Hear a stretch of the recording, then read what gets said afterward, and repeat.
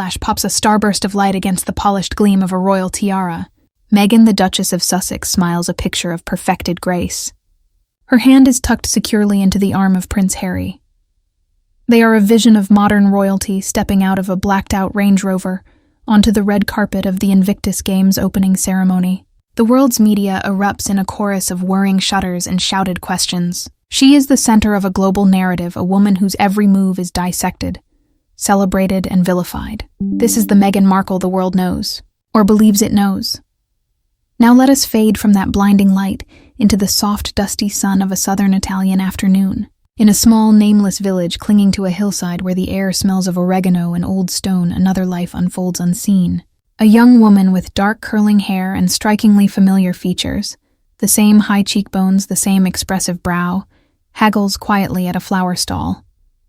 Her name, they say, is Lucia. There are no cameras here, no headlines. There is only silence, a silence so deep and so long held it has become a presence itself. She moves through the narrow, cobbled streets as a ghost, a living secret. This is the story of the space between these two images. It is the chasm that separates the dazzling duchess from the hidden daughter. It is a tale not just of a secret first marriage, but of a past so deliberately and meticulously erased that it forced an entire family into a witness protection program of their own making. This is an investigation into the first and most successful of Meghan Markle's great reinventions, the complete burial of the woman she was before the world knew her name. We begin with a simple yet devastatingly complex question. What is the price of a dream? For Meghan, the price appears to have been a man named Joe Giuliano, his proud and traditional family, and the truth of her own history. But was the cost even higher? Was there a third life, a child caught in the crossfire of this ambition? The Giuliano family, once a pillar of a Chicago neighborhood, believed so. Their belief was so absolute, their fear so profound, that they chose to vanish from the face of the earth, to sever every tie to their former lives, rather than risk the truth emerging. This is more than a scandal. It is a human tragedy of Shakespearean proportions. It is a story about the irresistible force of ambition meeting the immovable object of family tradition. It is about the power of narrative and the terrifying lengths to which some will go to control it. We will journey from the sound stages of Hollywood, where Meghan's father worked, to the tightly knit Italian kitchens of Chicago, where the Giulianos built their legacy.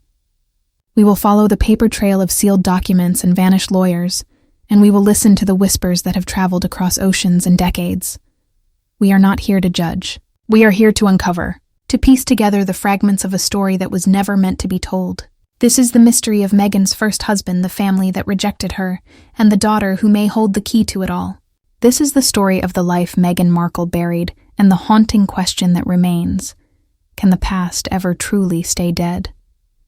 To understand the woman who would captivate a prince and shatter a family, we must first look at the girl she was. Long before Chicago, before Joe Giuliano, there was Los Angeles in the 1980s. Meghan Markle was born into a world of contrasts, a duality that would come to define her. Her father, Thomas Markle, was a man immersed in the illusion-making business of Hollywood. As an award-winning lighting director for shows like Married with Children and General Hospital, his job was to create the perfect ambiance to wash actors in a flattering glow to hide the flaws and highlight the beauty. He crafted fiction for a living, and his daughter grew up on the sets where these fictions were born. She saw firsthand how reality could be manipulated with light filters and angles. It was a powerful, formative education. From her father, one can speculate she inherited an understanding of performance of presentation. But from her mother, Doria Ragland, a clinical therapist and yoga instructor, she received a different inheritance, one of social consciousness, of spirituality, and of navigating the world as a biracial woman. In the Markle household, Meghan existed at the intersection of Hollywood gloss and a more bohemian, socially aware sensibility. She learned to code switch before she knew the term, moving between the white, industry-focused world of her father and the black, culturally rich world of her mother. This ability to adapt to fit in anywhere would later be mistaken for duplicity by some and praised as worldliness by others. Her education at the all-girls Immaculate Heart High School was a further exercise in crafting an identity. The school's motto, "Women of Great Heart and Right Conscience," espoused an ethos of service and integrity. Yearbook photos show a smiling, popular Meghan, a teenager already keenly aware of her image. There are hints of the woman to come. She was by all accounts driven. Not just for good grades, but for recognition. She was on the student council. She acted in school plays. She was in the microcosm of her high school a star. But beneath the surface of this all-American girl, a restlessness simmered.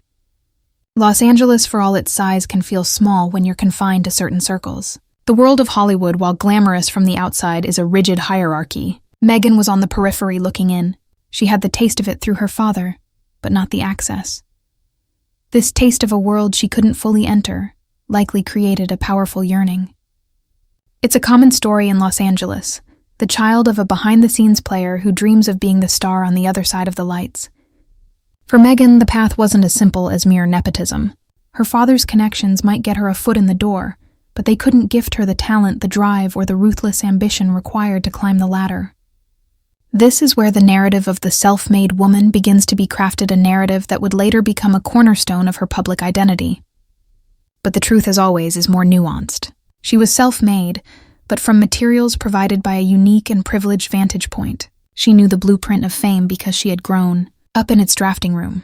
It was this restlessness, this desire to forge her own path away from the shadow of her father's Hollywood that seemingly led her to Northwestern University and subsequently to Chicago. The choice of Northwestern, a prestigious school far from the California bubble, was a strategic one. It was a declaration of independence. She studied theater and international studies, a dual focus that perfectly encapsulates her twin drives, a passion for performance and a burgeoning sense of global citizenship. At Northwestern, she was just another student, another aspiring actress in a highly competitive pool. The special treatment, if any, from her father's world was thousands of miles away. Here she had to rely on her own wit, her own charm, her own intelligence. It was in this environment in the early 1990s that the final layers of the pre-fame Meghan were set. She was ambitious, yes, but also pragmatic. She understood that a degree was a safety net. Acting was a high-risk dream, and she was not a woman who enjoyed unnecessary risks. Control was already becoming a central theme. And so we arrive in Chicago after graduation. Not the glitzy corporate center of the Loop, but the neighborhoods, the areas defined by deep-rooted families and generations-old traditions. She took on small jobs, freelance work, and the occasional underwhelming acting gig. It was a life of struggle, but a comfortable one. This was not poverty. This was the genteel struggle of an upper-middle-class girl waiting for her big break. It was in this period of waiting, of simmering potential, that she crossed paths with Joe Giuliano. To understand the explosive nature of their collision, we must first understand the world he came from. A world that was the antithesis of everything she had known. Imagine a world where the family name is a currency more valuable than money. A world where the opinions of your grandparents, your aunts, your cousins hold tangible weight in your daily decisions. This was the world of the Giulianos. They were not merely residents of Chicago. They were pillars of a specific insular community, likely in an area like Elmwood Park or Bridgeport, neighborhoods where the scent of simmering tomato sauce was as constant as the lake effect wind. The Garrison patriarch, let's call him Antonio Tony. Giuliano was a self-made man in the truest sense of the word. He hadn't lit movie stars. He had built a small but respected local business, perhaps a construction company that bore the family name, or a thriving Italian market, stocked with imported olives and freshly made pasta. His hands were likely calloused, his handshake firm. His word was his bond. In his world, a contract was less important than looking a man in the eye and making a promise. He had built his empire not on glamour, but on reliability, on showing up day after day, on honoring his commitments. His wife Anna was the matriarchal engine of the home. Her domain was the kitchen, a place of warmth, ritual, and unspoken power. Sunday dinners were not just meals. They were mandatory institutions, a weekly reaffirmation of the family unit. The table groaned with food, but the real sustenance was the gossip, the advice, the judgment, and the unwavering support that flowed as freely as the wine. Their faith was Catholic. Not just a Sunday morning obligation, but a framework for life. It dictated their morals, their celebrations, their grief. It taught them that suffering had meaning, that sacrifice was noble, and that the family was a sacred entity ordained by God. To break that entity was not just a personal failure. It was a spiritual sin. Into this world came their son, Joe. He was not the stereotypical rough-edged son of an immigrant family. He was by all accounts gentle and reserved. Perhaps he was artistic, a musician who played guitar in a local band, or a reader who loved history. He was comfortable in his world. He likely assumed he would take over the family business one day, marry a nice Italian girl from the neighborhood, buy a house a few blocks from his parents, and continue the cycle. His dreams were not of lights and cameras, but of stability, continuity, and quiet contentment. He was the steady, deep-rooted oak tree, waiting for a life that would grow slowly and gracefully around him. He represented something profoundly attractive to a young woman like Meghan: authenticity, stability, and a love that was not conditional on fame or success. In the Giuliano home, you were loved for who you were, not for who you might become. For a woman who had grown up in the ephemeral, image-obsessed world of Hollywood, this must have felt like an anchor in a turbulent sea. It was a potent illusion of safety. The meeting, as best as can be reconstructed from the whispers, was likely through a mutual friend, a college connection of Meghan's who knew Joe from the neighborhood. It might have been at a low-key bar in Lincoln Park, or a party in a Wrigleyville apartment. The attraction was immediate and powerful, but for fundamentally different reasons that foreshadowed the doom to come. To Joe, Meghan was a revelation. She was unlike any woman he had ever met. She was sophisticated, witty, and worldly. She could talk about international politics one moment, and classic films the next. She had an opinion on everything, and she expressed it with a confidence that was both intimidating and alluring. She was a burst of color in his monochrome world. She made him feel exciting, chosen as if he had been selected for a grand adventure. He saw her warmth, her ability to lock eyes with him and make him feel like the only man in the room. He mistook her ambition for passion, her restlessness for a shared desire for a life less ordinary. To Meghan, Joe was a sanctuary. His steadiness was a balm to her anxiety about the future. His simple, unwavering adoration was a drug. In his eyes, she was already a star. The Giuliano family, with their loud, messy, all-encompassing love, offered a sense of belonging she may have never fully felt. For a time, she allowed herself to be absorbed into their rhythm. She attended the Sunday dinners, laughing at Uncle Sal's jokes, complimenting Anna's lasagna. She played the part of the charming, accomplished girlfriend perfectly. She was studying them, yes, but not necessarily with malice. She was an anthropologist learning the customs of a fascinating new tribe, one that offered the unconditional acceptance her own fractured, complex background may have lacked. The relationship accelerated at a dizzying pace. Within months, they were inseparable. But the cracks were not just beneath the surface. They were in the very language they spoke. When Joe talked about the future, he meant the business, the house, the children. When Meghan talked about the future, her eyes drifted towards a horizon he couldn't see. She spoke of auditions, agents, pilots. These words were foreign to him, abstractions that held little weight in a world where your future was mapped out in the city of your birth. He likely nodded along, supportive but uncomprehending, believing her dreams were a hobby that would eventually settle into the reality of their life together. It was a catastrophic miscalculation. The whirlwind was intoxicating, but it was blowing them toward a cliff. The energy that made their romance so electric was the same energy that would ultimately short-circuit it. He was falling in love with a woman he believed would fit into his world.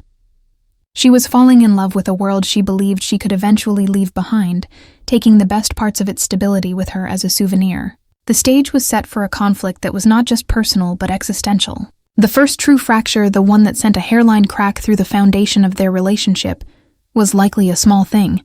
Perhaps it was a missed family birthday because of an important acting workshop. Maybe it was Meghan's subtle critique of the parochial nature of a neighborhood festival, or her visible restlessness during a long wine-soaked family story. For the Giulianos, these were not isolated incidents. They were data points. Anna, with a matriarch's intuitive radar, began to collect them. She noticed how her future daughter-in-law's stories had a polished, rehearsed quality. The details were a little too perfect, the anecdotes a little too cinematic. A story about a college professor's praise would change slightly in the retelling, the praise becoming more effusive, the professor more famous. It was subtle, a writer tweaking a script for better impact.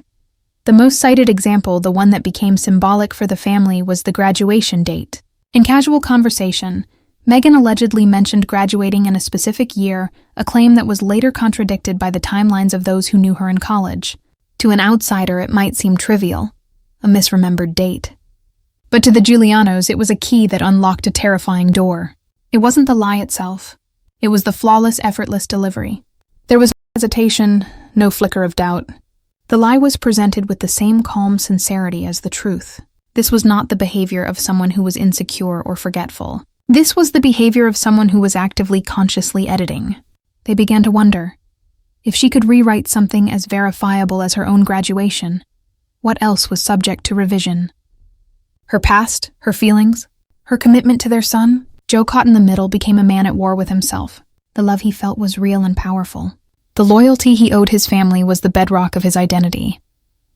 He tried to be the bridge explaining Meghan's artistic temperament to his family and defending his family's old-fashioned ways to Meghan. It was a doomed mission. Every time he defended her, he deepened his family's suspicion that he was already under her spell. Every time he asked her to be more understanding, he confirmed her growing belief that this world was indeed a cage. The man who was once gentle and reserved became quiet, withdrawn. The light in his eyes dimmed, replaced by a constant low-grade anxiety.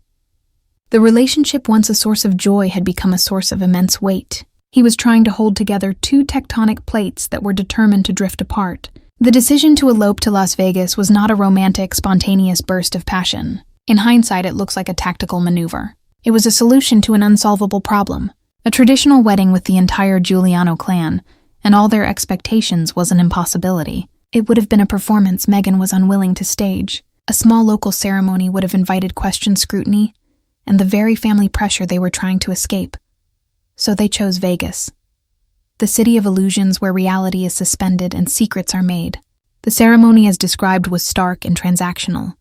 A quick flight, a nondescript chapel off the strip, an officiant who'd seen it all 1,000 times before, and a single friend as a witness. There were no photos because photos were evidence. There was no celebration because there was ultimately nothing to celebrate. This was not the culmination of their love. It was the sealing of a pact, one that was already showing signs of strain. The friend sworn to silence was likely someone from Meghan's world, someone who understood the need for discretion. Perhaps someone who also saw this marriage as a temporary stop on a longer journey. The real mystery began after the vows. The swift and total erasure of the legal record is the single most compelling piece of evidence that this was more than a simple youthful mistake. Sealing marriage records is not a simple or common process. It requires petitioning a court and proving a compelling need, such as protecting someone from harassment or violence. Who filed that petition? Who had the knowledge, the resources, and the connections to make a public record simply disappear? The Giulianos, a proud but locally focused family, likely did not possess that kind of clout. The implication is chilling. Someone else was involved. A powerful, unseen hand was helping Meghan scrub her past clean even at this early stage. Was it a powerful friend of her father's? A well-connected lawyer hired by her family? This was the first clear signal that Meghan Markle was not just an ambitious actress. She was a project, and there were forces invested in ensuring that project succeeded unencumbered by a messy past. For the Giulianos, when they inevitably found out the secret wedding was a profound betrayal. Marriage in their value system was a public covenant, a union of two families blessed by God and witnessed by the community. This clandestine act reduced it to a private contract, a secret shame. It confirmed their worst fears. She was not truly committing to their family. She was merely using their son as a temporary port in a storm. The marriage license wasn't just sealed by a court. It was buried by them, a shameful secret they now had to carry. The woman they had welcomed into their home had in their eyes defiled one of their most sacred institutions. The return to Chicago after Vegas did not bring the newlywed bliss one might expect. Instead, it accelerated the unraveling. Now legally bound, Meghan seemed to feel both trapped and empowered. The facade of trying to fit in began to crumble. Her mentions of a life beyond the Midwest became more frequent, more specific. Hollywood was no longer a distant dream. It was a plan. She spoke of agents, of moving to Los Angeles, of a timeline. It was during this period that Anna Giuliano's observations turned from suspicion to dread. She later recalled to those few she confided in the specific moment she realized the depth of the problem. She was looking at a hidden photograph of Meghan, one taken at a family barbecue. Meghan was smiling, but Anna claimed the smile didn't reach her eyes.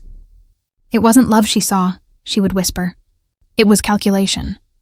She saw a woman assessing planning and performing. The warmth was a tool. The charm was a strategy. Her son was not a partner. He was a piece on a chessboard. This was also when the research began. Meghan, in conversations that seemed casual at the time, started asking pointed questions. She asked Tony about the structure of his business, its profitability, its assets.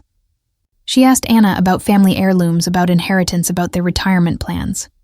At the time, it was brushed off as the curiosity of a new family member, but in the cold light of her departure, these questions took on a sinister tone. To the Giulianos, it felt as if she were casing the joint, evaluating the net worth of the life she was about to leave behind, perhaps looking for any financial leverage. Joe, now her husband, was disintegrating.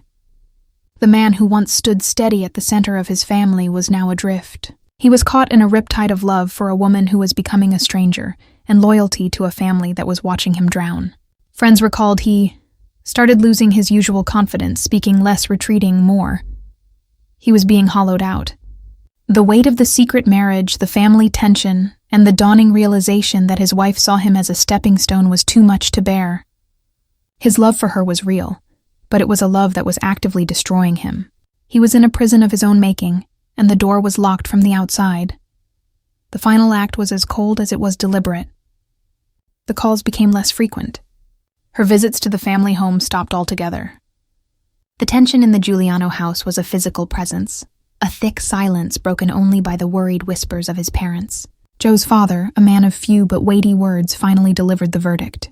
He took his son aside away from the women and spoke the words that would later haunt Joe. "Not all love leads home, son." It was not an accusation. It was a release. It was a father giving his heartbroken son permission to let go, to save himself from a love that was clearly leading him to ruin. The house that once echoed with laughter now echoed with the sound of a future shattering. The end, when it came, was not with a dramatic fight or a tearful confession. It was with the quiet, efficient finality of a business transaction. One evening, a few neighbors reported seeing a black sedan, sleek and impersonal, idling outside the Giuliano home. It was out of place on their modest, tree-lined street. Meghan emerged from the house not with suitcases bursting with belongings, but with a single neat bag. She was dressed not for a journey, but for a meeting. Sharp, professional, her expression a carefully neutral mask. She did not look back at the house. She did not hesitate. She slid into the back seat of the car, and it pulled away, disappearing into the Chicago night, as if it were a specter. It was an exit so rehearsed, so devoid of sentiment, that it felt more like an extraction than a departure. She had not just left Joe. She had vacated a role she no longer wished to play. The silence she left behind was deafening. Joe never spoke her name again. It was as if she had been surgically removed from his life, and the wound was too raw to even touch. But her ghost lingered, a haunting presence in the family home. Anna Giuliano kept that one photograph hidden in a drawer, not as a memento of a lost daughter-in-law, but as a piece of evidence. It was proof that this woman, this beautiful, calculating stranger, had been real, that the damage was not a collective nightmare. Then the calls began. Late at night, the landline would ring, once a sharp, jarring sound in the sleeping house, and then go dead. When Joe's father, his patience worn thin, finally answered and growled a "hello" into the receiver, there was a pause, and then a woman's voice, a whisper that was both intimate and icy, said two words: "Forget me." The line went dead. They could never prove it was her, but in their bones they knew. It wasn't a plea. It was a command. It was the final piece of the puzzle falling into place. This wasn't a woman fleeing a broken heart. This was a woman systematically severing ties, controlling the narrative, and ensuring that no loose ends from her old life would ever snag the perfect fabric of her new one. That final whispered command confirmed their darkest suspicion. Meghan wasn't erasing her past out of shame. She was archiving it and locking the vault. In the aftermath, the Giulianos were not just dealing with emotional wreckage, they were navigating a legal maze that had been constructed around them. Their family lawyer, a trusted local man named David Rinaldi, began the delicate process of untangling the legal fiction of the marriage, but it quickly became apparent that he was out of his depth. He was dealing with forces he didn't understand. Rinaldi was the one who informed the family that the marriage records in Las Vegas were not just difficult to access. They were sealed by a court order that cited personal safety and privacy concerns.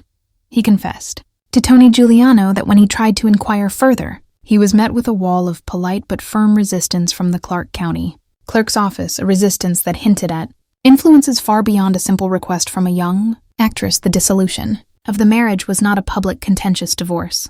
It was a quiet, private settlement orchestrated by lawyers representing Meghan. There were whispers of a financial agreement, a sum of money that was not about alimony, but about silence. The central document was a single page of a non-disclosure agreement, a legally binding vow of silence that Joe Giuliano signed. The details of that NDA are known only to the signatories and the lawyers, but its effect was absolute. It turned Joe's heartbreak into a state secret. Then, David Rinaldi, the one man who knew the full legal truth, vanished from public life. He did not die. He simply closed his small practice, disconnected his phone, and moved away. Before he left, he had one final hushed meeting with Anna Giuliano. He told her to keep every note, every letter, every receipt that connected Meghan to their home. Keep it all sealed, he warned her, his voice low. One day you might need proof of what really happened. And then he added the line that would fuel the family's paranoia for decades. Anna, some people have protection you don't question. You just get out of the way. This protection became the unseen character in their story. It was the force that could seal records, make lawyers disappear, and help a woman rewrite her biography with impunity. It confirmed that Meghan was not acting alone. She was a client, an asset, a project being managed. The final chilling confession came from Tony Giuliano himself. One night, a family priest, a longtime confidant, came to visit the somber household. Over a glass of whiskey in the kitchen with Anna eavesdropping from the hallway, Tony's stoicism broke. His voice heavy with a guilt the priest couldn't quite comprehend, he whispered, "If she ever comes back, Father, we can't protect her again." The statement was a thunderclap. It flipped the entire narrative. They weren't just victims of her ambition, they had been at some point her protectors. But from what? And why could they no longer offer that protection? The secret was no longer just about a buried marriage. It was about something they had all agreed under some unseen pressure to hide forever, while the Giulianos languished in a silent, grief-stricken prison of their own making. Meghan was executing the next phase of her plan with military precision. The anonymous photograph sent to Joe, her on a film set in LA with the message, "You were my beginning, not my end," wasn't a sentimental farewell.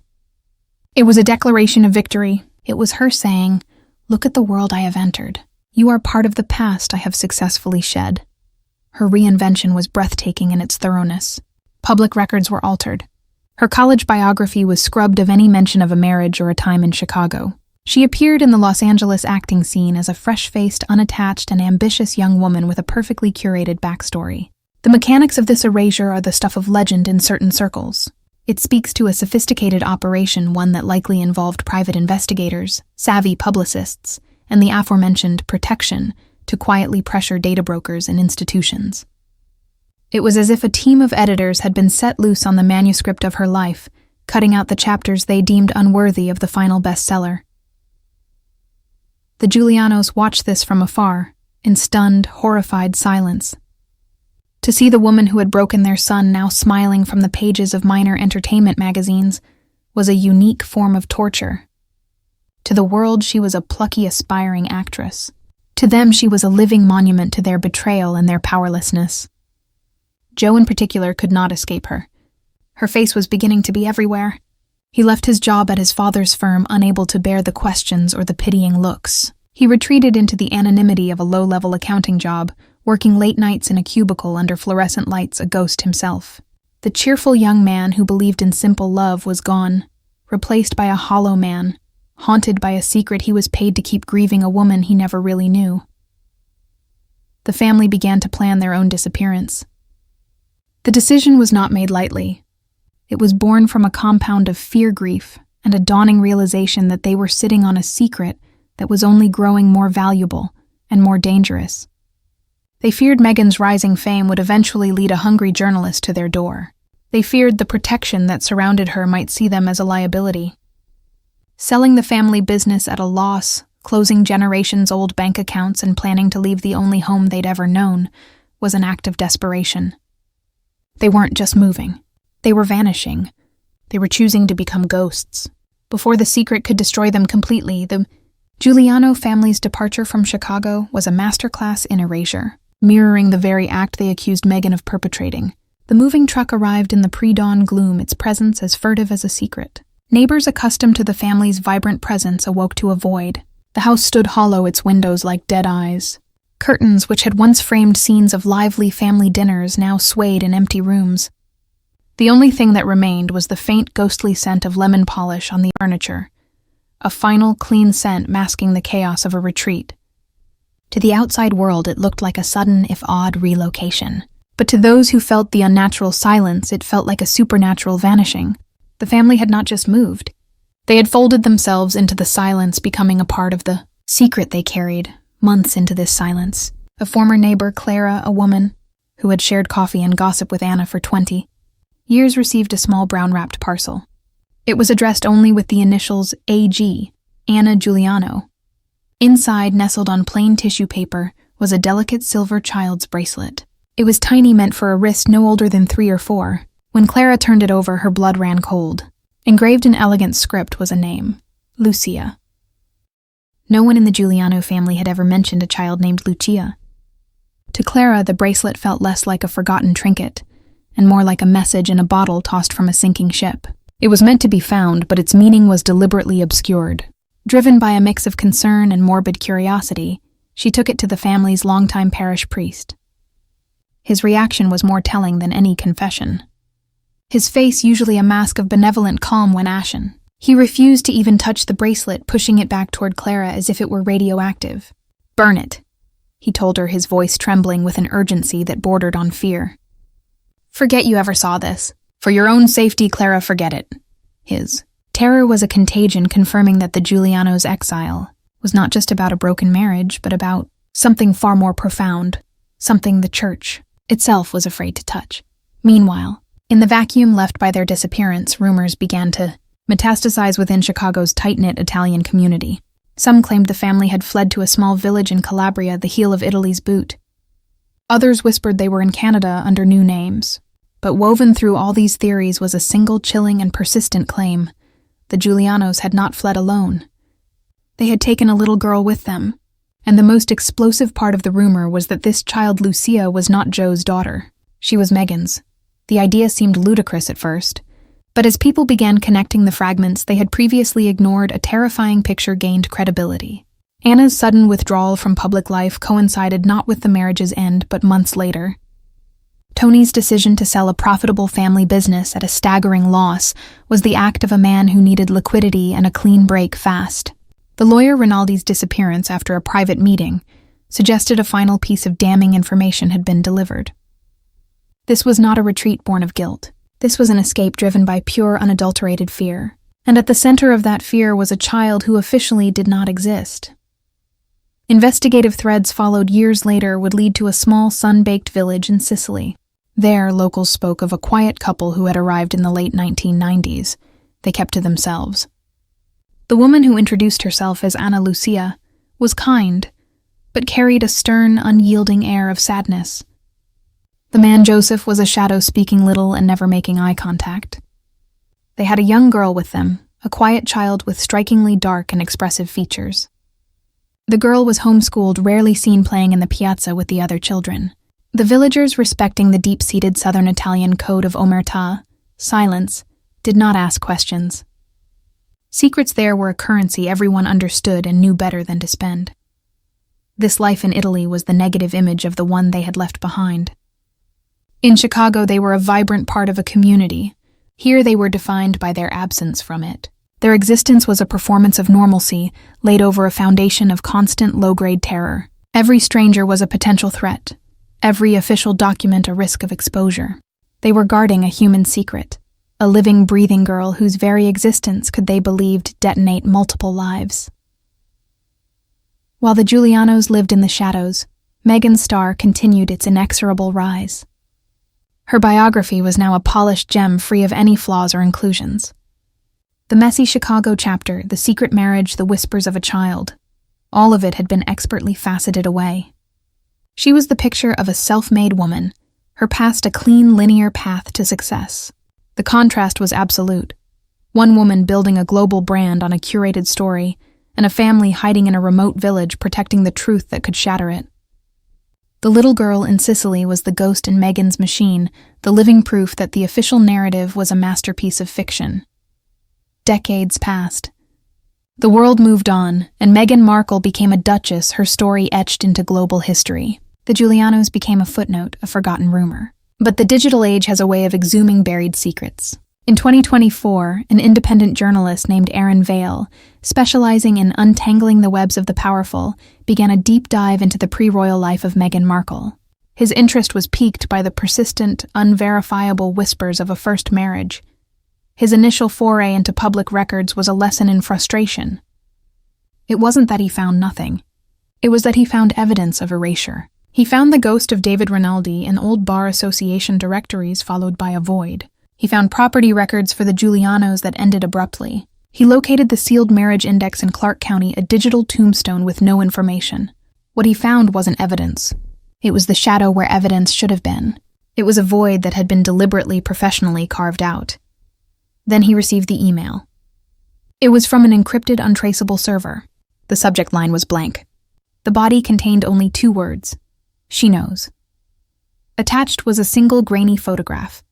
It was taken on a cobblestone street somewhere in southern Europe, judging by the architecture. The photo was sun-drenched, slightly out of focus. In the foreground, an older woman, her face hidden by a scarf, stood at a flower stall. But it was the figure beside her that made Vale's breath catch in his throat. A young woman, perhaps in her early 20s, with a shy, hesitant smile aimed at the camera. She had a cascade of dark curly hair, high cheekbones, and a distinct familiar arch to her eyebrows. The resemblance to a young Meghan Markle was not just striking. It was undeniable. Aaron Vale's attempts to verify the photo led him to the same walls of silence that had protected the secret for decades. Inquiries in Italian villages were met with polite, firm denials. The aging priest from Chicago had passed away, taking his knowledge with him. The trail was cold, but the photo was scalding. The email's message, "She knows," suggested a seismic shift. The hidden daughter Lucia was no longer a child to be protected. She was a woman, and she was aware of her own story. The secret was no longer a passive burden. It was an active, conscious force. The most haunting question is no longer about what happened in the past, but what will happen next. The Giulianos sacrificed their entire world to build a wall of silence. But walls crumble. The anonymous email is the first crack. Lucia, the living secret, is now an adult. Does she seek recognition? Does she want to confront the mother who erased her? Or does she simply want to live a life free from the shadow of a secret that was never hers to bear? The story of Meghan's first marriage is no longer a closed chapter. It is a dormant volcano. And the tremors suggest that an eruption is not just possible, but inevitable. The world sees a duchess. But in a quiet Italian village, a young woman with a famous smile holds the key to a truth that could rewrite everything. The silence has held for decades, but it is a silence that is finally and loudly breaking. The story of Meghan Markle and the Giuliano family is more than a tale of a failed marriage. It is a profound exploration of the human cost of ambition and the terrifying power of a narrative controlled. We have journeyed from the sound stages of Los Angeles to the tight-knit neighborhoods of Chicago, from a secret Vegas chapel to a silent village in Sicily. We have seen how a single calculated vanishing act created ripples that would eventually force an entire family into exile. The central question remains, why? Why did a woman destined for fame go to such lengths to bury this chapter? The Giulianos believe they have the answer. It wasn't just about erasing a humble beginning. It was about erasing a person. A living, breathing daughter whose existence did not fit the flawless, self-made narrative that was being constructed. The sealed records, the vanished lawyer, the financial settlement, the family's terrified. Flight. Every piece of evidence points not just to a covered-up marriage, but to a covered-up child. The contrast between the two lives that emerged from Chicago in the late 1990s could not be more stark. On one path, Meghan Markle, her past meticulously sanitized, ascended to a global platform, her story one of triumphant self-invention. On the other path, the Giuliano family, their name and history abandoned, lived in the shadows, their lives defined by the secret they protected. One life was built on the erasure of the past. The other was condemned to be defined by it. The arrival of the child's bracelet and the recent anonymous photo suggest that this buried truth is no longer content to remain hidden. Secrets have a half-life, and this one is decaying, sending out radioactive signals in the form of an email to a journalist. She knows. These 2 words change everything. The secret is no longer a passive weight on the Giulianos. It is an active consciousness within the young woman known as Lucia. She is the ghost who has learned she is a ghost, and that is a powerful and potentially disruptive state of being. What happens now? The world continues to watch the Duchess of Sussex, analyzing her every move through the lens of royal drama and celebrity. But the true untold story may be unfolding quietly in an Italian village, where a woman who shares her face is reaching the age where questions about identity become unavoidable. The wall of silence built with such sacrifice is beginning to show its age. The first stones are loosening. Perhaps the final chapter of this story will not be written by journalists or historians, but by Lucia herself. Will she choose to step out of the shadows and claim her place in a narrative from which she was erased? Or will she honor the sacrifice of the family that raised her by maintaining their vow of silence? The power has shifted. The secret is no longer being kept from her, it is now held by her. The story of Meghan's first husband is not a closed case. It is a dormant file, and the key witness is now an adult. The truth they hid is no longer a relic of the past. It is a living, breathing woman waiting for her moment to speak. And when she does, the world will finally understand the immense human price paid for a crown. The anonymous email and the photograph of Lucia are not merely pieces of evidence. They are seismic events in a cold case. For Aaron Vale, the journalist, they transform a historical curiosity into a live investigation. The two words she knows are a catalyst. They imply that the hidden daughter is not a passive victim of this decades-long secret, but an active agent who has discovered her own origin story. This shifts the entire power dynamic. The secret is no longer contained. It has, in the most literal sense, gotten a voice and a face. Vale's subsequent investigation leads him down a rabbit hole of obscured connections. He begins to look not for the Giulianos themselves, but for the protection that the lawyer Rinaldi once whispered about. Who had the power in the mid-1990s to so thoroughly sanitize a personal history? His research points him toward the shadowy intersection of early celebrity public relations and private legal firms that specialize in reputation management for a premium. These are not publicists who book talk shows. These are fixers, individuals, or organizations that operate in the legal and ethical gray areas, making problems and people disappear from public record. The efficiency of Meghan's erasure suggests a level of professional intervention that goes far beyond what a struggling actress could afford or access. This reinforces the theory that she was even then seen as a valuable long-term investment by powerful interests connected to her father's network or her own nascent potential. Simultaneously, Vale hits a wall every time he gets close to the modern-day Giulianos. Inquiries to vital records offices in Sicilian towns are met with bureaucratic silence or claims of lost archives. A source who claims to be a distant cousin in Canada clams up after a single conversation, fear palpable in their voice. It becomes clear that the family's exile is not just a geographical fact. It is a state of mind that has been meticulously maintained. They are not just hiding from the press. They are hiding from the unseen forces that facilitated the original cover-up. The fear that drove them from Chicago is as potent today as it was decades ago. This raises the most chilling question of all. If Lucia now knows the truth, does she also understand the nature of this protection?